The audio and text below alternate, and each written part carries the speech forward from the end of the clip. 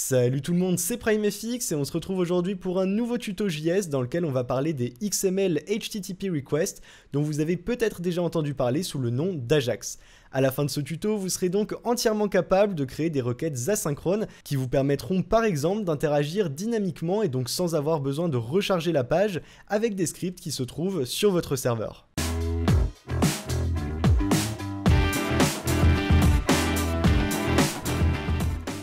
Vous commencez certainement à le savoir, mais comme d'habitude, on repart d'un fichier qui est quasiment vide, un style CSS, un titre, un fichier app.js qui est pour l'instant totalement vide, et on a ici, j'ai créé quand même un petit élément HTML supplémentaire qui est une div qui a l'idée démo et qui va simplement contenir le résultat de certaines requêtes qu'on va faire.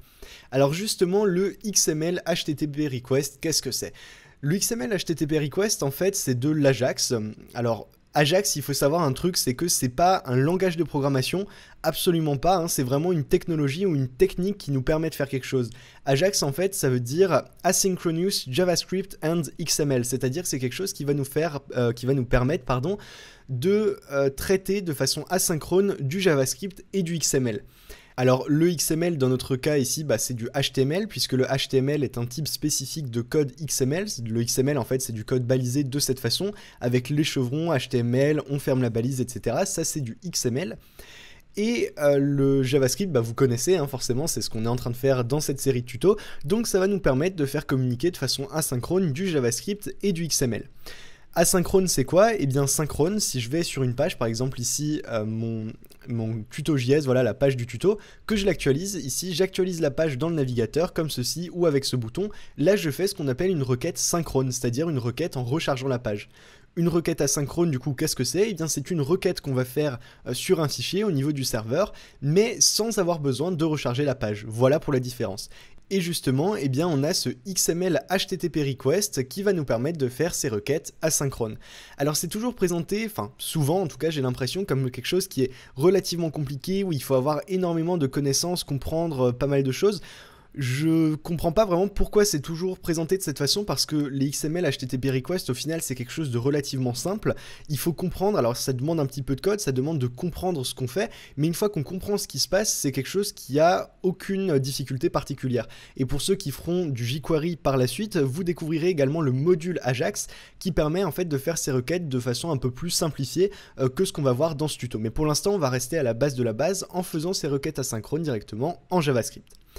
Donc c'est parti, on va se placer au niveau de notre code JS juste ici, et je vais vous montrer comment faire tout ça.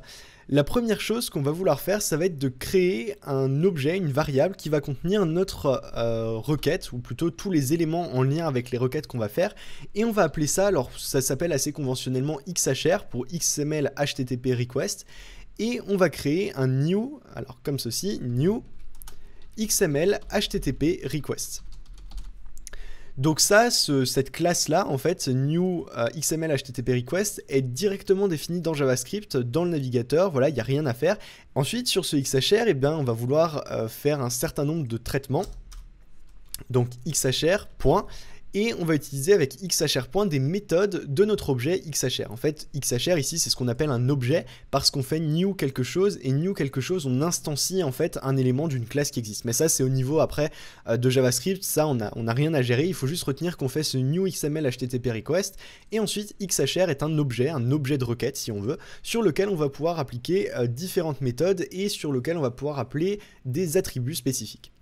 Bon, première chose, on veut par exemple créer une requête. Alors j'ai créé un petit dossier ici A5 avec données et texte, et disons qu'on veut ouvrir notre fichier texte.txt qui contient une petite phrase. On va faire une requête avec xhr.open, on va mettre entre parenthèses un premier argument qui va être get ou post, selon si on veut utiliser le type de requête get ou post, ça je vais revenir dessus un tout petit peu plus tard. Ensuite, on va venir préciser le fichier qu'on veut récupérer, le fichier sur lequel on veut exécuter la requête. Donc dans ce cas-là, par rapport à ce fichier JS, eh bien ça va être a5/text.txt, comme ceci. Et ensuite, virgule, et le dernier paramètre, ça va nous permettre, c'est un booléen en fait, qui va nous permettre de dire est-ce qu'on veut faire de l'asynchrone ou non. Donc là, false si on veut pas d'asynchrone, mais ce qui sera un petit peu bête ici dans ce cadre-là en tout cas. Donc on va mettre true pour dire oui, on veut utiliser de l'asynchrone. Ensuite, qu'est-ce qu'on va faire? Eh bien, on va simplement venir écrire un xhr.send pour dire qu'on veut envoyer notre requête, comme ceci, xhr.send. De cette façon, eh bien, on a notre requête en fait qui est prête à être envoyée. Et si j'exécute ce code, ça va envoyer la requête. Maintenant, envoyer une requête, c'est intéressant, c'est pas mal effectivement. Mais ce qui est intéressant, c'est de traiter la requête justement. Pour ça, on va revenir un petit peu plus haut et on va déclarer xhr.onReadyStateChange, donc tout en minuscule comme ça, égale function. Et à l'intérieur, on va faire quelques traitements. On va déjà faire un console.log de this pour voir à quoi ça ressemble. Et on va revenir au niveau de notre page. Donc juste ici, on actualise et on voit, voilà, il y a beaucoup de choses qui se passent ici. XML, HTTP request, ready state, 1, 2, 3, 4, etc. Alors pour revenir au niveau du code ici, ce onReadyStateChange, en fait, on va pouvoir lui indiquer une fonction qui va pas prendre de paramètres, mais ce onReadyStateChange va être appelé, la fonction qui est à l'intérieur ici, va être appelée. Alors on peut mettre un point virgule vu que c'est la fin d'une variable, en fait, c'est l'attribut onReadyStateChange auquel on applique une fonction. Même si ça reste pas obligatoire en JavaScript bien sûr, mais on peut la rajouter. Vu que je le fais partout, voilà, comme ici et là, je la mets également. Bref, parenthèse à part, ce onReadyStateChange va être appelé à chaque fois que le statut, que l'état en fait, c'est state, que l'état de la requête va être modifié. Alors une requête, elle peut avoir plusieurs états. Elle peut avoir un état non initialisé, un état où ça nous indique que la requête est bien connectée au serveur, enfin que la connexion au serveur est établie. Un état où la requête est reçue par le serveur, un état où la requête est en cours de traitement par le serveur, et un état où la requête est terminée et la réponse est prête. Et tous ces états, en fait, ils sont représentés par des numéros qui sont 0, 1, 2, 3, 4. Voilà. Donc on a 5 états possibles en XML HTTP request. Et je vous rappelle tout ça bien sûr dans la description pour que ce soit un petit peu plus simple. Ça, on ne peut pas retenir tous ces états par cœur et les plus importants à connaître, c'est vraiment, enfin le plus important, c'est le 4 qui veut dire que la requête est terminée et que la réponse est prête, on a une réponse qui est prête à être traitée, ou alors le 0 simplement qui veut dire que la requête n'a carrément pas été initialisée pour l'instant. Donc je vais laisser ça, je vais effacer ça. Et ici, si on revient au niveau de notre code, voilà, au niveau de la console ici, on peut voir qu'on est effectivement ready state 1, 2, 3, 4. Donc le 0 ici n'est pas passé, on n'est pas passé par un état où la requête n'était carrément pas initialisée, mais on a bien 1, 2, 3, 4 qui nous montre en fait ce qui se passe au fil de la requête. On a ensuite status 200 pour nous dire, alors ça c'est le statut de la réponse, c'est également quelque chose qu'on va devoir traiter. Le statut c'est un statut de requête de serveur, un statut de serveur en fait.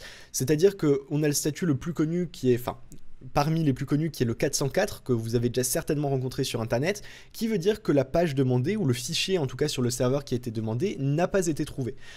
On a le 403 qui veut dire que l'accès est interdit et le 200 qui veut dire, donc le 200 qu'on a ici, qui veut dire que la requête est OK. On voit d'ailleurs ici status text OK pour dire effectivement que la requête s'est bien déroulée et qu'on n'a rencontré aucun problème. Donc ça c'est au niveau des statuts. Après bien sûr il en existe d'autres, mais je vous ai cité vraiment les principaux. Je vous en mets également quelques-uns en description.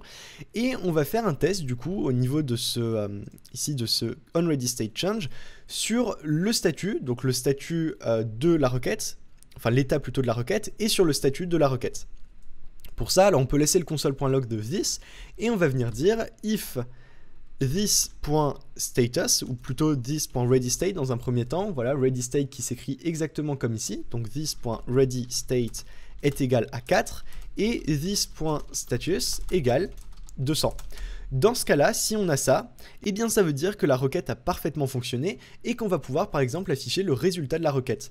Pour ça, eh bien je vais créer une variable au-dessus que je vais appeler par exemple res ou démo, voilà, démo égale document.getElementById. On va récupérer ici notre élément démo et on va dire démo.innerHTML égale this.responseText. Et ce response text, eh bien, il correspond en fait à response qu'on a juste ici. Donc je vais actualiser la page. On voit bien qu'on a ceci est un texte très intéressant sur les requêtes asynchrones ou pas. Voilà, 3 petits points. Et si on vérifie au niveau du fichier text.txt, on voit bien que c'est ce qu'on a à l'intérieur. Donc là, on a demo.innerHTML égale this response text, mais on pourrait également mettre response qui va en fait prendre directement le type de contenu qu'on veut récupérer. Donc ça, je vais vous le montrer un petit peu plus tard, ce sera plus compréhensible, mais vous voyez que le résultat est exactement le même. On a par contre une syntaxe error ici, XML parsing error. Pourquoi? Simplement parce que notre requête tente ici d'aller récupérer du contenu XML, mais ici on a simplement du texte, donc on n'a rien balisé, on n'a rien qui ressemble à du XML. Pour éviter ce genre d'erreur, on peut dire à notre requête, on peut le dire avant de l'envoyer, on lui dit, on est sûr, voilà, on est certain qu'on veut récupérer du texte et pas du XML ou quoi que ce soit. Donc on lui dit, on veut un response type, donc comme ceci, response type égale texte. Et comme ça, on va lui préciser qu'on veut récupérer du texte et non pas du XML, qu'il ne va donc pas chercher à parser ici au niveau du résultat. Et si j'actualise, on voit bien que l'erreur disparaît et on a toujours notre réponse qui est la même avec un response type qui correspond à texte. C'est ce qu'on a précisé juste avant.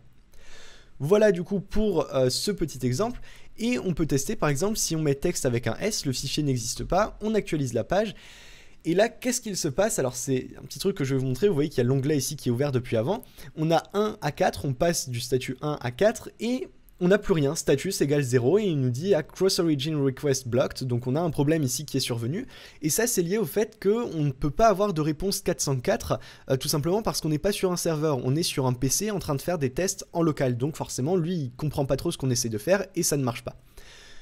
Pour ça, pour éviter ce genre de soucis, je vous conseille d'émuler un serveur sur votre ordinateur. Pour ceux qui sont sur Windows, vous pouvez utiliser WAMP. Pour ceux qui sont sur Mac, vous pouvez utiliser XAMPP. Je vous mets également les liens dans la description. Ceux qui ont déjà fait du PHP, vous connaissez très bien tout ça.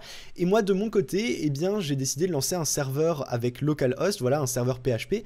Je vous montre dans la console à quoi ça ressemble. C'est tout simplement ça. Je suis allé dans mon dossier et j'ai demandé ici de lancer un serveur PHP. Donc on n'a pas plus besoin de s'en occuper, de s'en préoccuper ici, c'est juste pour vous montrer dans le cas d'une erreur. Si je réactualise la page ici, on voit bien, contrairement à l'autre, donc contrairement à cet élément-là, où on avait juste un statut 0 et une petite erreur, un warning qui s'affiche ici, ici, dans le cas où on est sur un vrai serveur, enfin sur un vrai serveur émulé, on voit bien qu'on a ready state 1, 2, 3, 4, mais on a bien le statut qui passe à 404 et qui nous précise ici not found, voilà, on a un problème ici qui est survenu, le fichier n'a pas été trouvé. Ça, on peut le traiter si on le souhaite, c'est comme vous voulez, ça dépend du comportement que vous voulez que votre code ait. Et on peut dire par exemple else if this.readyState est égal à 4 toujours, pour dire que la réponse, enfin que la requête est terminée, qu'elle a bien été exécutée, mais que le statut est à 404, comme ceci. Dans ce cas-là, on va dire démo ou pas démo.innerHTML, mais on peut dire par exemple alerte, erreur 404, comme ceci. Et donc là, si j'actualise la page, qu'est-ce qu'il va faire? Il va me dire erreur 404. Et si je reviens, alors pas au niveau de l'index, mais ici, et que j'enlève ce S, comme ceci, j'actualise la page, là il va me dire ceci est un texte très intéressant, etc. etc. Petite chose encore, vous avez vu qu'on est dans app.js ici, mais qu'on est par contre, qu'on a fait au niveau de la requête a5/text.txt, et non pas 2./ pour revenir dans le répertoire parent. On voit si on reste sur ce fichier, hop, comme ceci, que ça marche toujours. Pourquoi? Simplement parce qu'on va se référer ici, on peut se référer par rapport au JS, par rapport à ce JS et faire un 2./ pour revenir en arrière, autant qu'on peut, si j'enlève ça, voilà, j'actualise la page, comme ceci, autant qu'on peut se référer directement au fichier index qui appelle le JS, qui va faire l'appel asynchrone. Par contre, si on est sur un développement local ici, on ne peut pas faire ce 2./, donc je réactualise la page, on est obligé de se référer par rapport au index.html, par rapport à la racine en fait, depuis lequel notre fichier app.js est appelé. Donc faites attention à ça, si vous êtes sur un domaine déjà avec un serveur, vous pouvez faire un / et mettre une adresse absolue pour vraiment en être sûr, mais sinon il faut juste faire attention à l'endroit depuis lequel vous appelez ça. Ici on appelle depuis index.html, enfin depuis app.js, mais qui est lui-même appelé dans index.html, donc c'est le lien relatif par rapport à l'index.html que l'on va préciser ici. Vous voyez que le comportement d'ailleurs n'est pas le même en fonction de si on est sur le serveur ou sur le fichier ici local. Bref, c'était juste une petite subtilité, faites attention à ça parce que ça peut être source d'erreurs qui sont rectifiables assez facilement. Alors get ici, voilà ce type de requête, je voulais revenir dessus. On a get, post, il en existe d'autres également, mais get et post sont vraiment les plus connus et on vous a certainement dit, si vous avez fait du PHP en tout cas par exemple ou un langage backend, que get c'était des requêtes qui apparaissaient dans l'URL et post c'était des requêtes qui étaient masquées. Et bien vous voyez à travers ça que c'est pas tout à fait vrai en fait, c'est vrai lorsqu'on a des formulaires, qu'on les valide de façon synchrone, mais en asynchrone, ça n'a pas tout à fait la même signification puisque get n'est également pas dans l'URL. On voit que pour le get ici on n'a eu aucun paramètre dans l'URL, et si je mettais post ce serait pareil. En fait les significations sont un peu différentes parce qu'on va dire get on va l'utiliser lorsqu'on veut récupérer du contenu par exemple, et post on va l'utiliser lorsqu'on veut envoyer du contenu. Par exemple si on veut l'envoyer sur un fichier de traitement sur le serveur avec différents paramètres, dans ce cas là on va utiliser post. La signification donc est un petit peu différente et nous dans notre cas pour l'instant on va rester uniquement sur du get puisqu'on va rester sur quelque chose d'un petit peu plus simple et pas s'occuper de paramètres, de liaison avec le serveur, etc. On va se garder ça pour un prochain tuto. Pour ceux qui souhaiteraient d'ailleurs passer des paramètres éventuellement, eh bien sachez qu'on peut les mettre ici au niveau du point send. On peut préciser par exemple params, qui serait une variable qui contiendrait des paramètres au format par exemple JSON et qui serait envoyé ici à notre requête. Mais comme dit, pour l'instant, on va pas s'occuper de paramètres, le but c'est de vous présenter le XML HTTP request et non pas d'aller trop dans les détails et trop loin en cherchant à interagir avec le serveur, etc. On le verra par la suite, hein, bien évidemment, mais on va rester là-dessus pour l'instant. Ce que je veux vous montrer encore, c'est qu'on peut par exemple récupérer du contenu comme données ici. Donc données, j'ai mis quelques données à l'intérieur, on va voir ce que ça représente.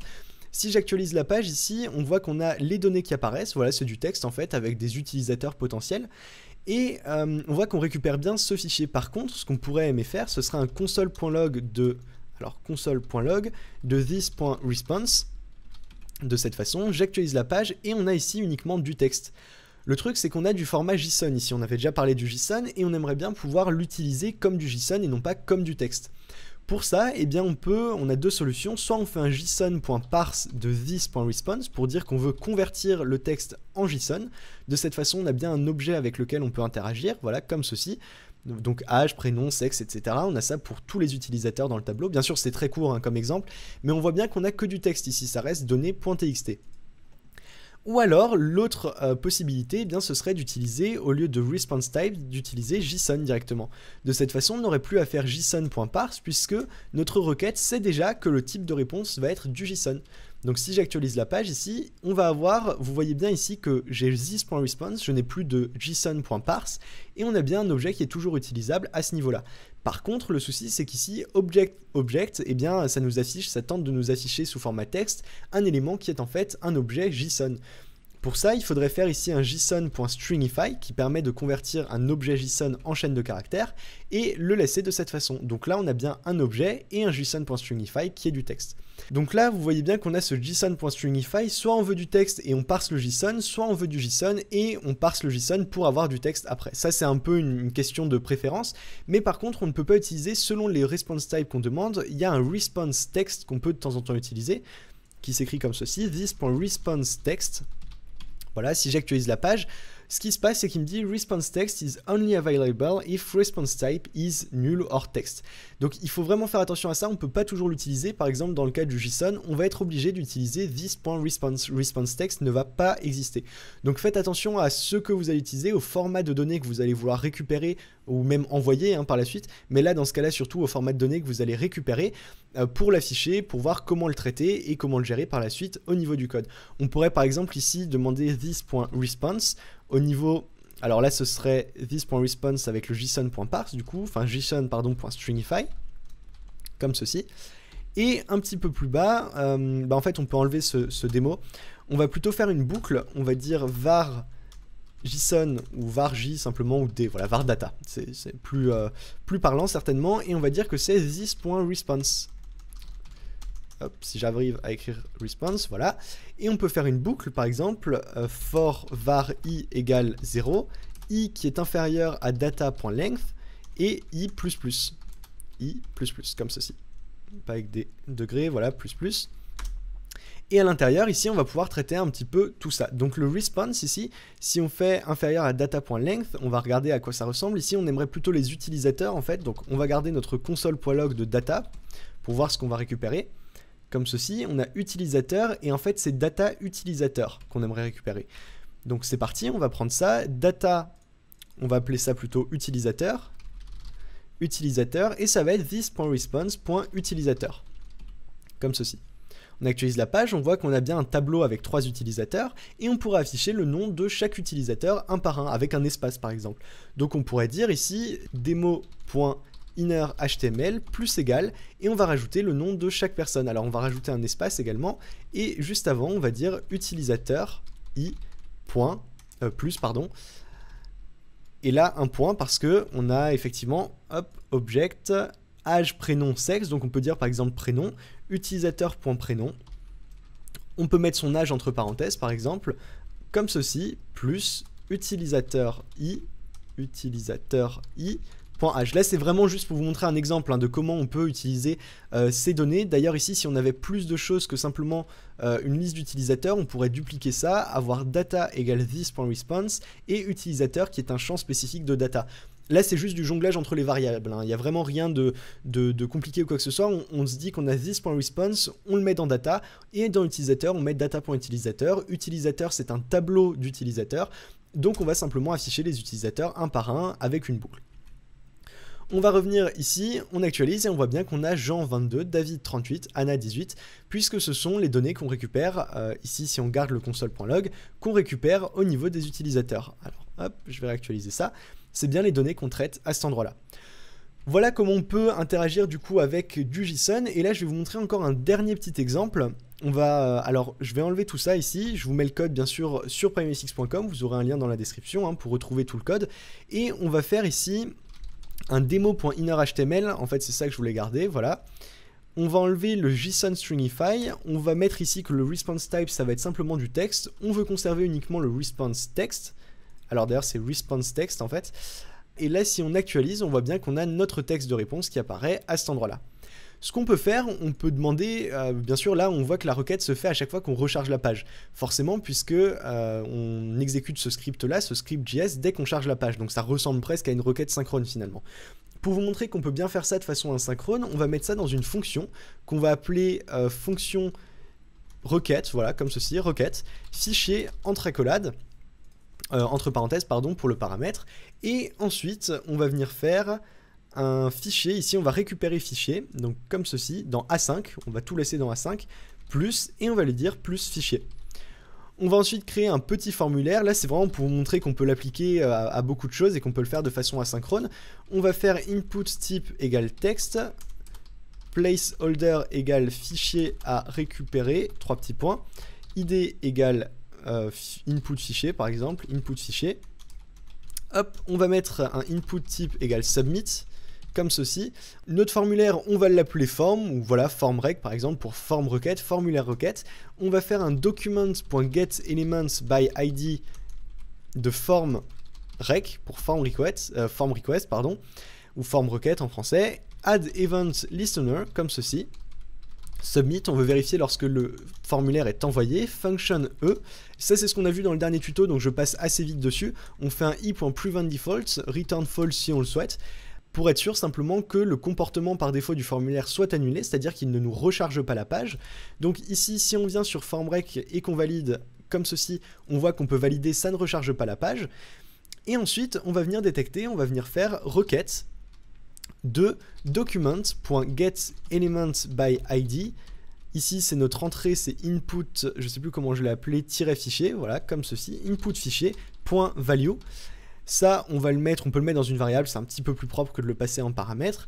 Fichier à récupérer, comme ceci. Et notre var fichier à récupérer, ça va être égal à document.getElementById, input fichier.value. De cette façon, je vais faire un console.log de ça, et on va voir ce qui va se passer. Si j'indique ici mon fichier à récupérer, si je fais submit query, il me dit erreur 404. Si je lui dis par exemple données.txt, il m'affiche effectivement les données ici. Si je lui dis text.txt, il m'affiche effectivement ces données ici. Et donc le contenu du texte. Et si je mets text.tx par exemple, il m'affiche une erreur 404. Donc qu'est-ce qui se passe? Eh bien, alors là on peut supprimer tous ces console.log, hein, bien sûr. Là on a les console.log du fichier qu'on demande. Eh bien, à chaque fois qu'on envoie le formulaire, il va venir récupérer la valeur de notre champ input fichier, appeler notre fonction requête fichier à récupérer, donc avec le contenu de l'entrée de l'input texte, et il va appeler cette fonction-là. On va refaire un petit tour sur la fonction. Fichier contient le nom du fichier qu'on appelle. Demo, c'est notre paragraphe de réponse. XHR, c'est notre objet de requête JavaScript. OnReadyStateChange va nous permettre de vérifier lorsque la requête a bien été effectuée. Ici, on va faire un traitement à l'intérieur, console.log qu'on peut bien sûr enlever. Si la requête, le ready state est à 4, c'est-à-dire si la requête est terminée et la réponse est prête, et que le statut est à 200, c'est-à-dire que la requête a bien fonctionné, on va mettre le response text, donc le texte de réponse, dans demo.innerHTML, dans notre paragraphe de démo, dans notre div de démo plutôt. Et ensuite, on fait un else if pour dire si jamais on a un souci avec la requête, on affiche erreur 404, du moins si le statut ici est 404. Ensuite, on va faire, donc ça c'est pour le traitement en lui-même, et on va faire un xhr.open, on va créer une autre requête sur a5/, vu que les fichiers asynchrones sont dans le dossier a5, fichier ici qui va être la variable fichier qu'on a en argument de la fonction, true pour préciser qu'on veut faire la requête en asynchrone, on dit qu'on veut récupérer du texte, même si c'est du JSON, hein, peu importe, on va juste convertir tout ça en texte pour que ce soit plus uniformisé. Dans le cas de l'exemple, hein, bien sûr, après vous faites selon vos besoins, et ensuite on fait xhr.send pour envoyer la requête que l'on vient de créer. Et en dessous, ici, eh bien, on a du coup cet événement, ce détecteur, enfin cet écouteur d'événements sur notre formulaire. Et tout ça ensemble, eh bien, ça nous permet, comme on le voit, de faire des requêtes asynchrones. Donc je vais revenir ici. Ça va nous permettre de faire des requêtes asynchrones. De cette façon, on entre un nom de fichier, submit, et on voit qu'on fait la requête asynchrone.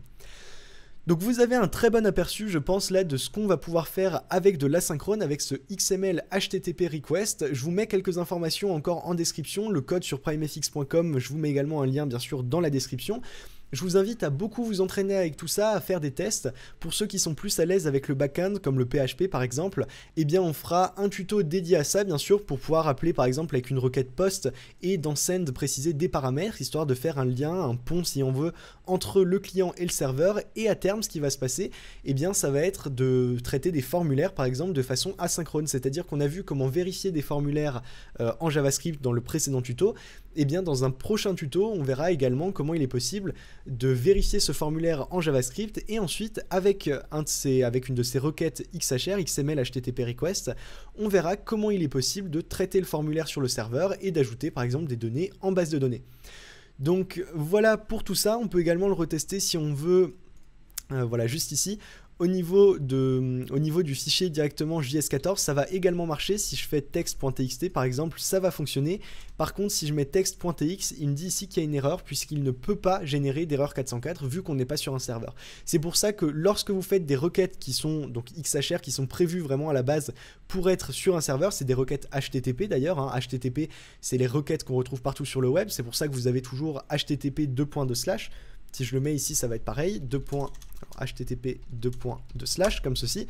Voilà, ça nous renvoie bien sur la même page. Donc pour vous montrer que c'est assez important d'avoir un serveur émulé quand même pour pouvoir récupérer ce genre d'erreur et pour pouvoir développer correctement.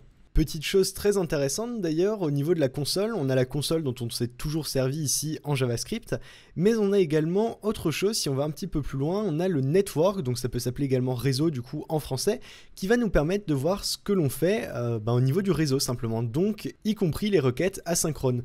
Donc par exemple, si je reviens ici sur fichier à récupérer et que je veux donner.txt, je fais entrée, et bien à ce moment-là, alors là on voit qu'il m'affiche ici tout ce qui se passe ici, à ce moment-là dans Network, il va m'afficher ce qui se passe également au niveau des requêtes. Par contre, on voit ici que ça n'affiche rien, puisque ça fonctionne uniquement lorsqu'on a un serveur émulé qui lui va être capable de dire voilà, il y a telle ou telle requête qui a été faite.